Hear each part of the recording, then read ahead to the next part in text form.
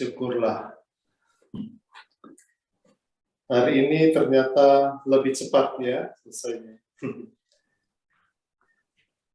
Baik, saudara sekalian semuanya, terima kasih untuk kesempatan hari ini di bulan yang baru, di tanggal 2 September 2022, yang bertepatan dengan hari Jumat yang pertama. Maka tadi juga ada doa Koronka Keraiman Ilahi. Tema yang mau kita coba dalami dan kita coba masuki pada hari ini, malam ini adalah Sabda telah menjadi manusia, mencerna Sabda Allah. Mungkin tema ini agak sedikit membawa tanda tanya, tetapi justru itulah kita mau bersama-sama mendalaminya pada malam ini. Jadi saudara sekalian, ada beberapa catatan yang mau saya sampaikan sebagai sharing iman dan juga bagaimana kita menimba apa yang menjadi sumber kehidupan kita.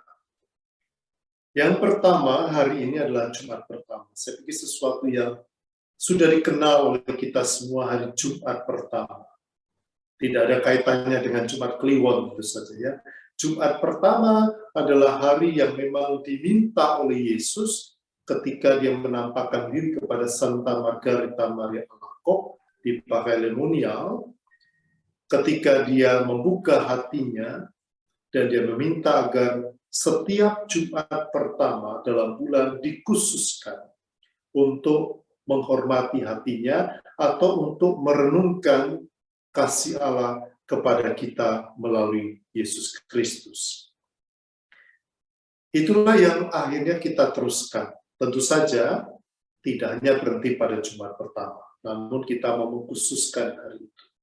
Dalam 12 janjinya dikatakan memang 9 bulan atau 9 kali berturut-turut. Tentu saja angka 9 menunjukkan angka kesempurnaan. Maka tidak berarti 9 kali lalu selesai. Jadi kita jangan sampai berhenti pada angkanya, tetapi di balik angka itu mau dikatakan sesuatu yang lebih penting.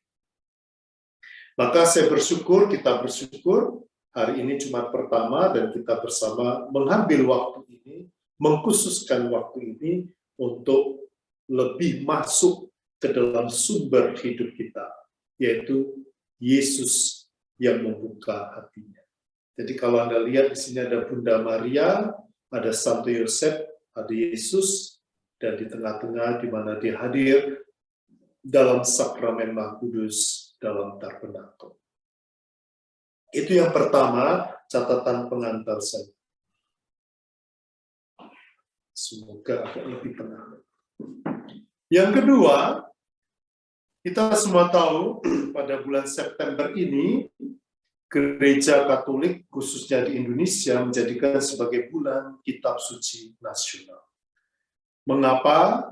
Saya harap Anda semua juga tahu mengapa, untuk menghormati Santo Hieronymus yang menerjemahkan Kitab Suci ke dalam bahasa Latin di Yerusalem, yang perayaannya kita rayakan pada akhir bulan September. Kalau kita membuka kalender liturgi, Santo Hieronymus itu dirayakan di penutup bulan September setelah kita merayakan para malaikat agung. Yaitu pada tanggal 30 September kita merayakan Santo Hieronymus.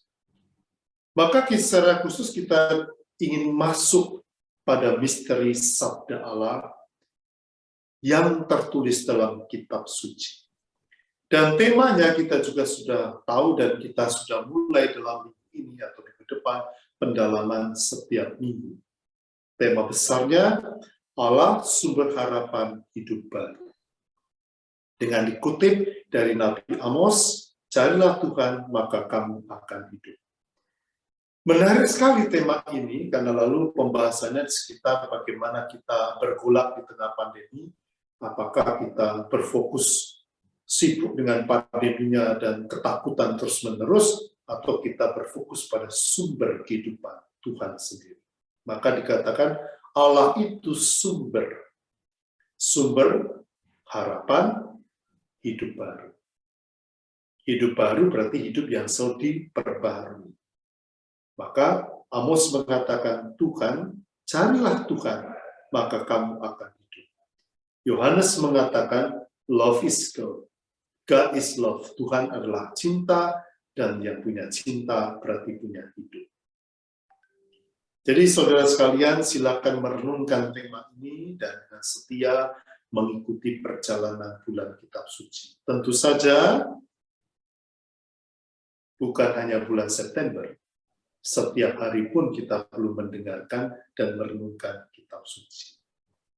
Maka hari ini saya mengambil, itu tadi poin kedua, poin ketiga, maka saya hari ini atau malam ini mengambil tema tentang sabda itu.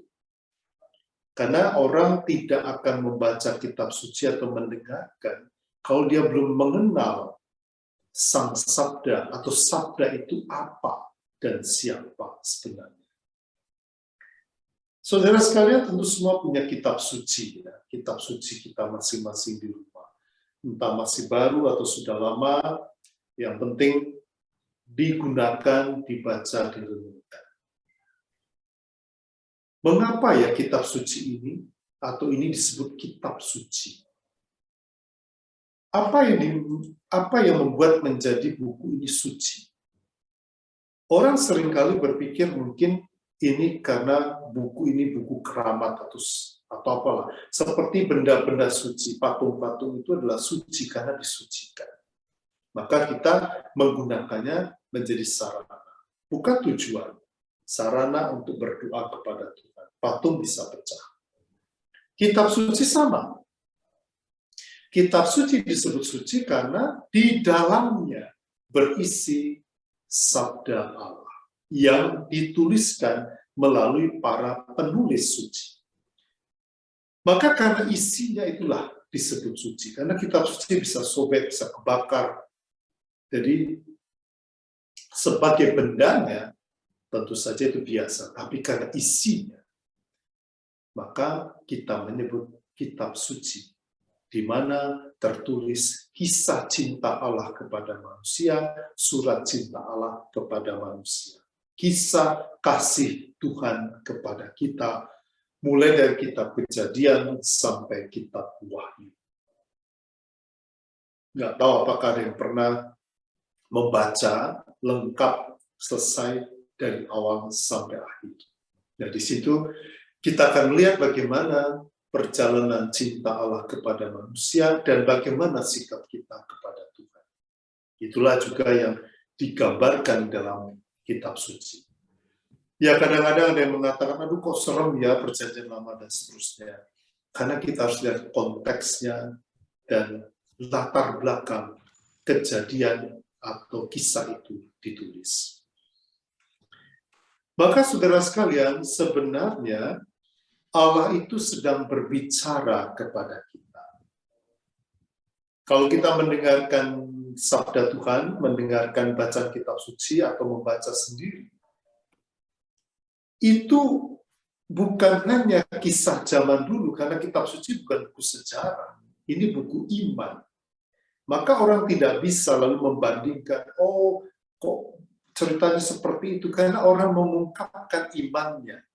Dan Tuhan menunjukkan kasih-Nya kepada kita. Itulah yang kita renungkan sebenarnya. Maka sabda itu selalu aktual. Ketika kita mendengarkannya, pada waktu itulah sebenarnya kita sedang mendengar Tuhan berbicara.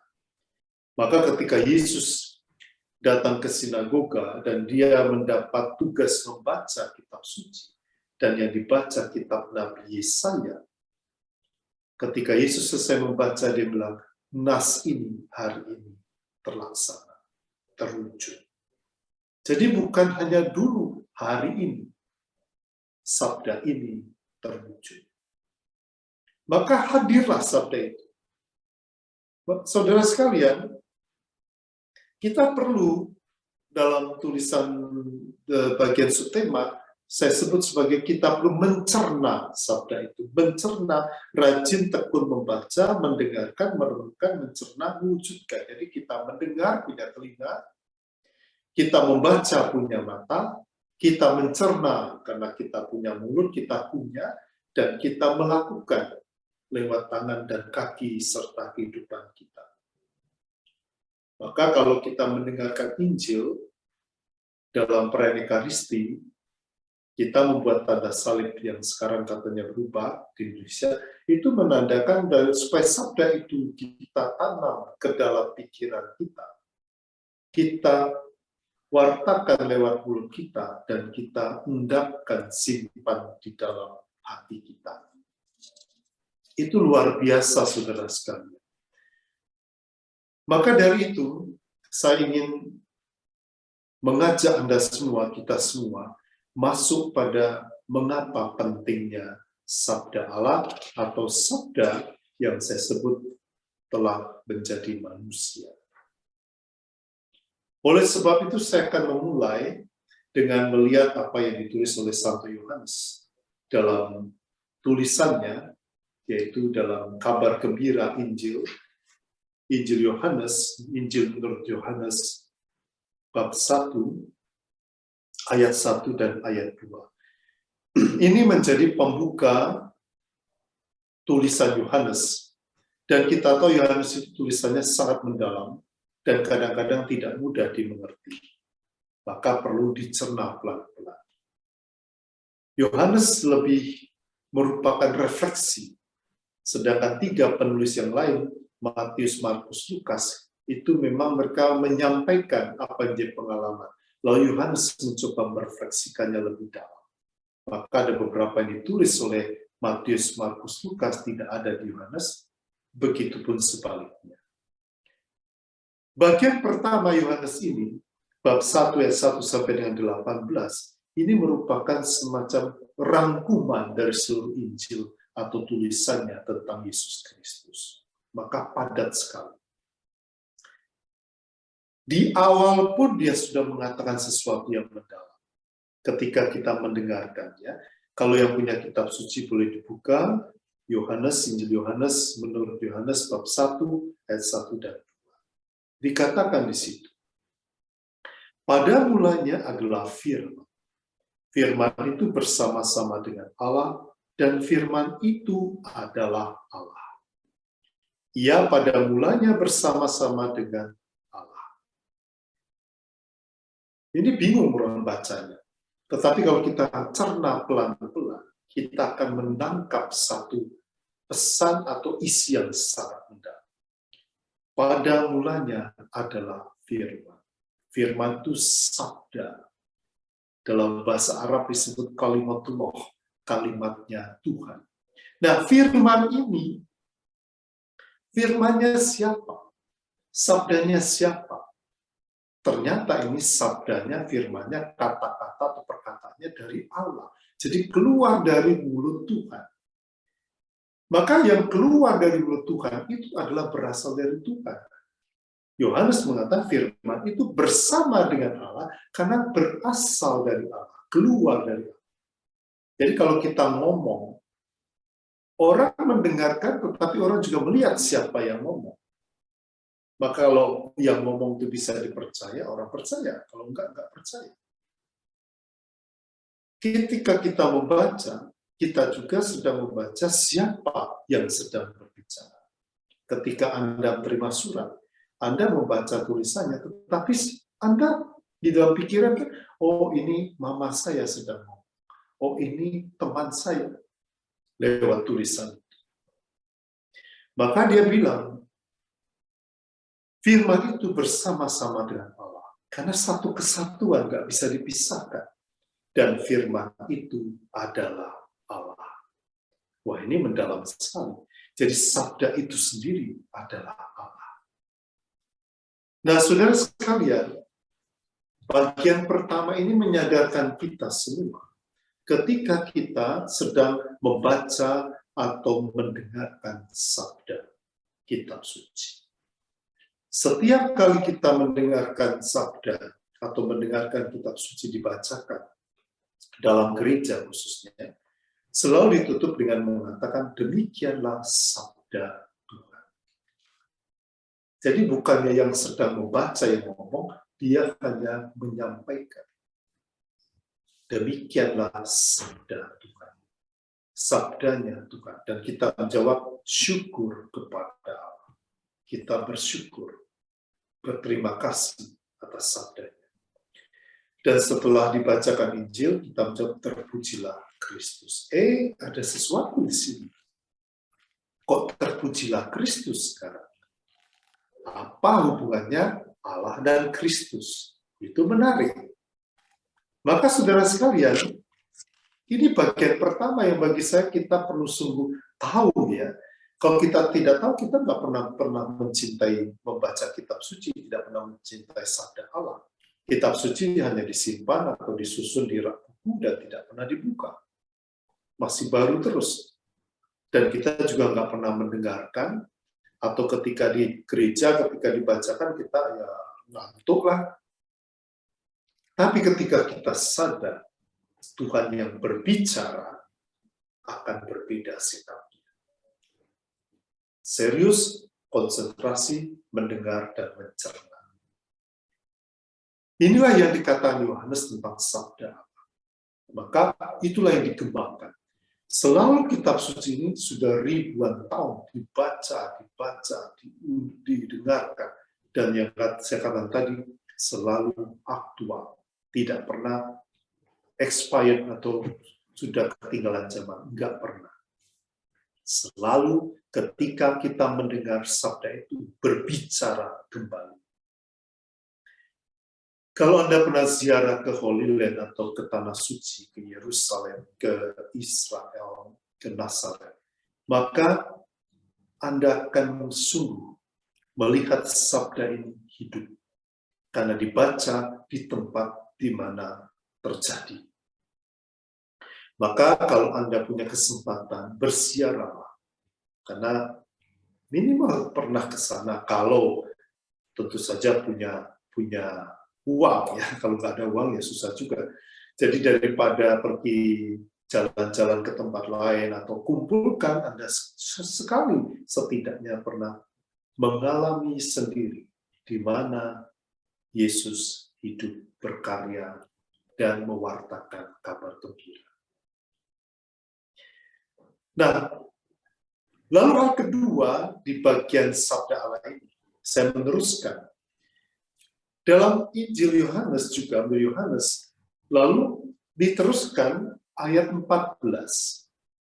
Dikatakan, firman itu telah menjadi manusia dan diam di antara kita, dan kita telah melihat kemuliaannya, yaitu kemuliaan yang diberikan kepadanya sebagai anak tunggal Bapa, penuh kasih karunia dan kebenaran. Tema kita, sabda telah menjadi manusia. Ternyata firman itu, sabda yang dikeluarkan dari mulut Allah, itu hadir menjadi nyata dalam diri Yesus Kristus, menjadi manusia. Lewat Bunda Maria. Jadi sabda itu sekarang berbentuk, yaitu dalam diri Yesus Kristus. Dan dia hadir dalam perjalanan waktu dan sejarah yang dicatat oleh para penulis kitab suci dan sejarah. Nah, ini real. Dan dia tinggal di antara manusia, karena dia bukan pura-pura manusia, dia sungguh manusia. Mengalami kelahiran, kesusahan, mengalami juga pergolakan, dan akhirnya juga mengalami kematian. Tetapi dia adalah Allah. Karena keluar dari Allah, dan dia sendiri adalah Allah. Maka dia disebut anak tunggal Bapa.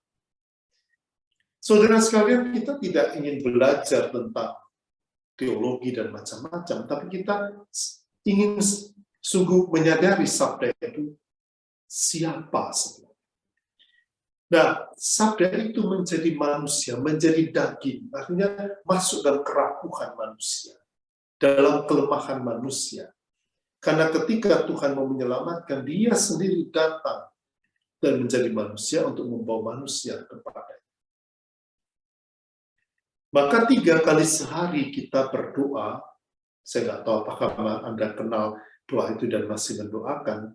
Ini memang tradisi yang cukup lama, yaitu doa Angelus atau malaikat Tuhan. Jam 6 pagi, jam 12 siang, jam 6 sore. Orang biasanya dulu, sekarang ya sudah mungkin nggak tahu, orang berhenti sejenak dan lonceng-lonceng gereja dibunyikan untuk berdoa malaikat Tuhan. Ini persis dalam doa ini dikenangkan misteri Allah yang menjadi manusia, sabda yang menjadi daging untuk menebus kita. Maka kalau Anda doakan, yang pertama kan Maria menerima kabar dari malaikat Tuhan, maka ia mengandung dari Roh Kudus. Yang kedua, aku ini hamba Tuhan, terjadilah padaku menurut perkataan. Dan yang ketiga, sabda telah menjadi daging atau manusia dan tinggal di antara kita. Itu mengingatkan kepada kita misteri penebusan kita, sabda yang menjadi manusia untuk kita. Bukan untuk kepentingan Tuhan, untuk kepentingan kita, dia datang menjadi manusia. Maka saudara sekalian, sabda Allah itu adalah Allah sendiri. Itu poin yang harus kita pegang. Ketika kita mendengarkan bacaan kitab suci, kita mendengarkan Tuhan berbicara. Dan sabda itu hadir dalam diri Yesus Kristus menjadi manusia. Nama Yesus Kristus itu ada 2. Yesus itu adalah manusia. Karena ada orang, maka ada orang juga yang bernama Yesus sampai sekarang. Di Spanyol ada yang namanya Jesus, Yesus. Kami punya seorang Romo di Spanyol yang namanya juga Yesus, Jesus. Tetapi kalau Kristus itu tidak ada yang punya. Karena itu adalah gelar kealahannya, Kyrios, yang terurapi, Mesias. Maka Yesus Kristus adalah manusia dan Allah, Allah dan manusia satu kesatuan yang tidak terpisahkan. Dan inilah yang dikatakan oleh Yohanes tadi dalam ayat 14, kemuliaan yang diberikan kepadanya sebagai anak tunggal Bapa. Dan ditutup pada ayat 18 dengan dikatakan, tidak seorang pun yang pernah melihat Allah, tetapi anak tunggal Allah yang ada di pangkuan Bapa, dialah yang menyatakan. Ini menunjukkan kesatuan Bapa, Allah Bapa dan Yesus Kristus. Maka disebut anak tunggal satu-satunya, dan duduk di pangkuan berarti kan kedekatan yang begitu erat antara Bapa dan Putra yang nanti sampai pada Tritunggal yang Maha Kudus. Nah, saudara sekalian yang terkasih, kedekatan inilah yang membuat kita semakin percaya bahwa Tuhan itu hadir di dalam hidup kita setiap saat. Nah, catatan ini kiranya membantu kita semakin mencintai sabda Allah. Maka kita perlu mendengarkan sabda Allah dengan mendengarkan kitab suci yang susah membaca bisa pakai audio, yang susah audio bisa melihat. Semua sarana sekarang diberikan kepada kita. Mau mendengar, mau melihat, mau membaca, selalu bisa asal kita mau. Kita perlu mendengarkan Tuhan, karena kita terlalu banyak mendengarkan yang lain. Mendengarkan TV, radio, mendengarkan orang ngomong, mendengarkan HP, dan seterusnya. Tapi bagaimana dengan sabda ini? Apakah kita punya waktu untuk mendengarkan sabda Tuhan? Setiap hari, bukan sesekali. Apakah kita membuka kitab suci kita untuk membaca? Dan kalau kita membaca, bukan kita membaca novel, kita membaca sambil menyadari siapa yang sedang berbicara sekarang. Dan itu kepada saya dia berbicara. Karena ini sangat personal. Walaupun ada cerita-cerita atau perumpamaan-perumpamaan yang juga disampaikan.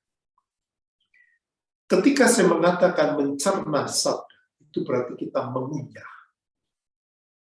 Dalam kitab Nabi Yesaya dikatakan Tuhan itu memasukkan sabda itu ke dalam mulutnya. Dan di lidah itu terasa pahit, manis dan pahit. Itu berarti tidak selalu mudah. Karena Tuhan tidak pernah menjanjikan sesuatu yang mudah, gampang, instan, cepat. Tidak.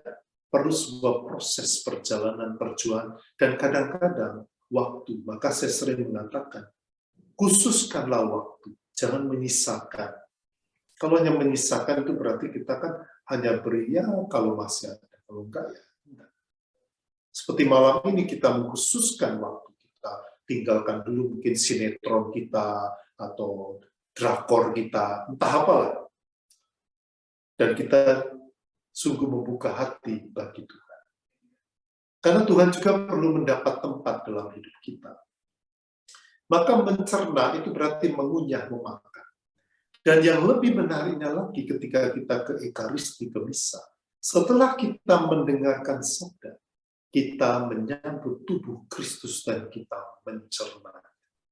Sabda menjadi manusia, menjadi daging dalam roti tak beragi, tetapi adalah tubuh Kristus yang kita cerna, kita santap, menyatu dengan kita. Maka muncullah istilah komuni, kom dan uni. Unus itu kan satu, menjadi satu. Kita tidak menerima komuni, itu salah kaprah. Kita menerima tubuh Kristus, dan momen ketika kita terima disebut komuni, yaitu komunio, menjadi satu. Maka saudara sekalian, perlulah kita merenungkan dan meresapkannya. Seperti pada hari ini, dalam Injil, dalam bacaan hari Sabtu ini, hari Jumat ini, diceritakan tentang anggur yang baru, ditempatkan di kantong yang baru. Pakaian yang lama tidak bisa dijahit dengan tambalan yang baru, akan rusak semua. Nah, pesannya apa untuk saya? Kita harus membaharui diri ketika menerima Kristus yang datang untuk membaharui kita. Siap. Yesus tidak membawa sesuatu, mengubah, tidak. Dia mau mengembalikan pada posisi awal, di mana Allah mencintai manusia dan manusia mencintai Allah. Yang sudah rusak, itu dibersihkan. Dan kalau dibersihkan kan nggak enak rasanya. Coba cek di rumah Anda, tempat-tempat yang berdebu. Misalnya aja patung salib. Coba cek, masih bersih atau sudah berdebu. Ketika sudah berdebu kan kita harus bersihkan, kita gosok. Coba bayangkan bahwa kita menggosok diri kita ketika mandi, itu kan nggak enak. Maka ada yang fast foto saja. Fast foto itu cuci-cuci, lap-lap muka, sudah selesai. Nah, tapi kita mau membersihkan. Nah, itulah yang mau dikatakan Tuhan hari ini. Perlu dibersihkan semuanya, supaya bisa menerima yang baru. Dan Paulus mengatakan dalam bacaan pertama, Tuhanlah yang menghakimi, bukan kamu dan bukan saya. Karena kadang-kadang dalam umat terjadi perpecahan. Saya kelompok Apolos, kelompoknya Paulus, kelompoknya ini dan itu. Padahal kita semua satu kesatuan. Nah, kalau kita mendengarkan sabda, mendengarkan, membaca, mencerna, kita lalu menangkap banyak pesan dalam kehidupan kita sekarang yang tetap aktual. Maka saudara sekalian, ini poin penting untuk kita sadar. Oleh sebab itu sabda Tuhan tidak bisa sembarangan hanya dibaca, lalu mulai ditafsirkan, lalu orang mulai ngomong macam-macam, dan itu bisa salah. Santo Petrus dalam suratnya, Petrus kan menulis 2 surat ya, di bagian terakhir kitab suci, kita akan baca. Nah, saya mengutip suratnya, surat Petrus yang kedua. Jadi surat Petrus yang kedua, bab 1, ayat 26. Ayat 20, maaf. Ayat 20 dikatakan, yang terutama harus kamu ketahui, ialah bahwa nubuat-nubuat dalam kitab suci tidak boleh ditafsirkan menurut kehendak sendiri. 21. Sebab tidak pernah nubuat dihasilkan oleh kehendak manusia, tetapi oleh dorongan Roh Kudus, orang-orang berbicara atas nama Allah. Semua penulis ini menulis atas dorongan Roh Kudus. Mereka tidak hanya menulis seenak mereka, tetapi atas dorongan Roh Kudus. Maka kita perlu ketika kita membaca, kita perlu mencerna. Ada orang yang membaca kitab suci lalu mulai menafsirkan, sehingga muncullah macam-macam tafsiran yang kadang-kadang tidak benar dan bisa sesat. Maka kalau kita mendengarkan rekaman-rekaman YouTube dan macam-macam, kita harus hati-hati. Dari mana sumbernya ini? Kadang-kadang kita kurang hati-hati, kita, wah bagus, hebat, wah menggebu-gebu, lalu kita mulai menyebarkan kemana-mana. Tahu-tahunya itu tidak benar. Ingatlah kata Santo Petrus, kitab suci tidak boleh ditafsirkan menurut kehendak sendiri. Jadi ketika kita membaca, kita mencoba Tuhan membicara. Bukan kita yang memaksakan kehendak kita di dalam kitab suci. Maka jangan heran, gereja terpecah-pecah. Karena ada orang yang mau menafsirkan sendiri, menurut saya seperti ini dan saya tidak setuju, maka terjadilah banyak kelompok-kelompok. Gereja-gereja macam-macam. Dan Yesus, Tuhan tidak pernah mendirikan gereja. Tuhan mendirikan jemaatnya. Yang kita sebut, ya akhirnya dengan keluarlah kata eklesia, itu kumpulan orang beriman. Maka sebenarnya gereja itu lahir dalam hari raya Pantekosta, maka disebut orang Kristiani, dan ini berasal dari Kristus, bukan dari manusia. Maka ketika jemaat pertama itu dianiaya dan mau dihancurkan, seorang pemimpin Yahudi yang bernama Gamaliel dalam sidang Sanhedrin, sidang mereka mengatakan, kita tidak bisa menghancurkan mereka kalau mereka berasal dari Tuhan. Tapi kalau mereka bukan dari Tuhan, mereka akan hancur dengan sendirinya. Dan itu benar. Ketika Tuhan yang berkarya, maka yang namanya gereja ini dari awal mula sampai hari ini masih ada. Karena Tuhan ada di dalamnya, Roh Kudus bekerja. Tapi kalau ini buatan manusia, cepat atau lambat akan hancur, akan terus terjadi pergulakan atau ya ribut sendiri-sendiri. Nah, saudara sekalian yang terkasih, inilah yang mau saya katakan pada hari ini. Pada malam hari ini. Pada bulan kitab suci ini. Bukalah telinga, mata, hati, dan mulut. Supaya kita membaca, mendengar, mewartakan. Sabda Allah adalah Allah yang bersabda. Bukan tulisannya yang kita lihat, tetapi kita lihat siapa yang sedang berbicara kepada kita. Berilah waktu untuk itu, supaya kita semakin disegarkan, diperbaharui.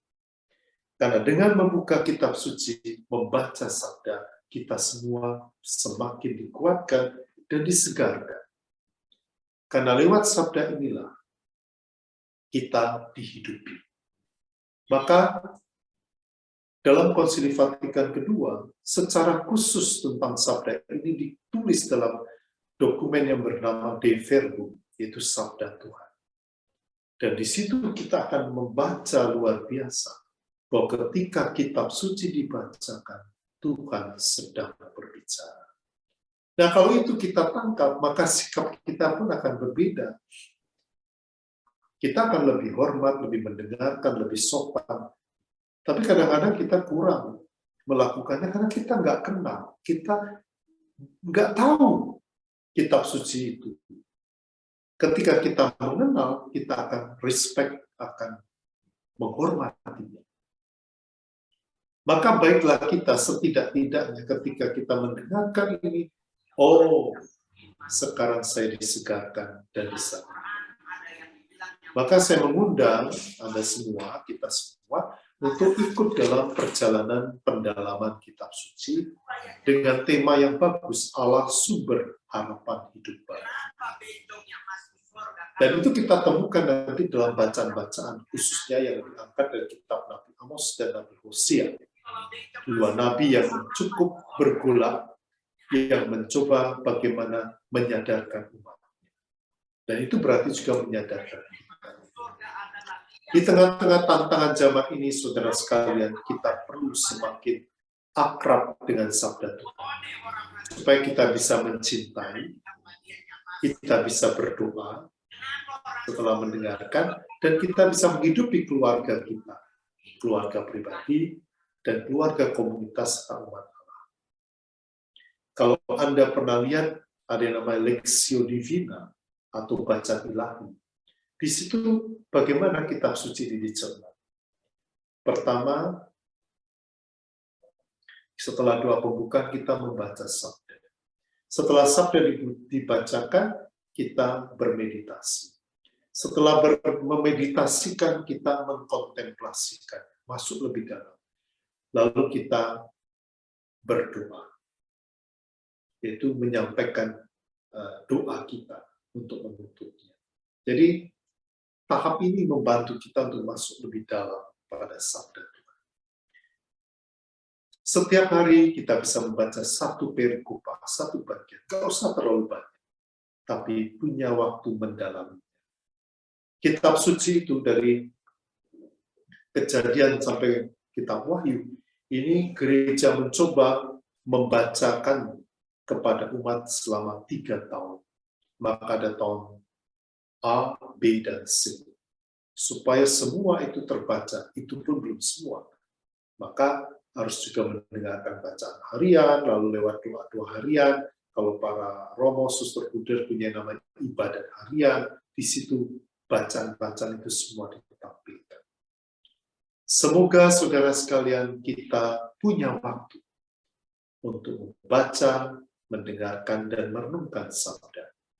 Karena sabda itu telah menjadi manusia, tinggal di antara kita, dan sudah menjadi bagian hidup kita. Maka mari kita akrab dengan Sang Sabda Yesus Kristus sendiri yang datang menebus kita dan yang berbicara kepada kita. Tuhan yang berbicara. Ingat kisah Samuel, ketika dia dipanggil Tuhan, dia tidak kenal. Akhirnya Eli mengatakan, ketika engkau dipanggil lagi, katakanlah, bersabdalah ya Tuhan, hamba-Mu mendengarkan. Coba ini jadikan rema yang kita ulangi. Bersabdalah ya Tuhan, hamba-Mu mendengarkan. Semoga sabda Tuhan kita cerna menjadi sumber dan kekuatan hidup kita, karena sabda itu adalah Tuhan sendiri. Demikian beberapa catatan permenungan saya. Saya kembalikan kepada Ibu. Amin. Terima kasih banyak Pastor Juliwan untuk renungan dan pengajaran yang